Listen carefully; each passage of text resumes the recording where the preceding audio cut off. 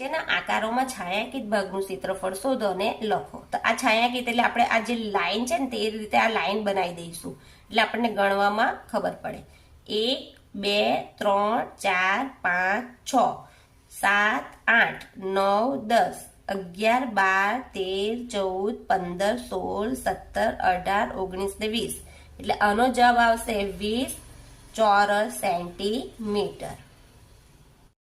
બીજું જો આપણે ગણીએ આખા બોક્સ ગણી નાખીએ 1 2 3 4 5 6 7 8.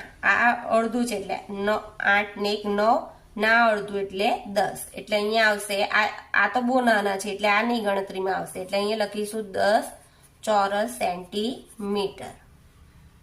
હવે અહીંયા ગણીશું આપણે 1 2 1 2 3 4. આ 4 ને આ અડધું એટલે 5 6 7.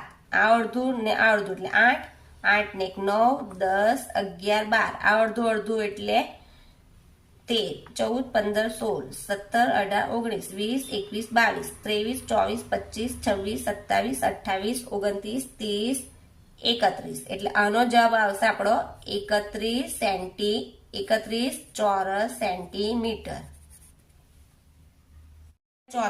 ચોથાનું ગણીએ 1 2 3 4 5 6 6 ને 1 આ 7 7 ને 1 8 9 10 11 12 13 14 15 16 17 18 19 20 21 ને 22. એટલે અહીંયા જવાબ આવશે 22 ચોરસ સેન્ટીમીટર.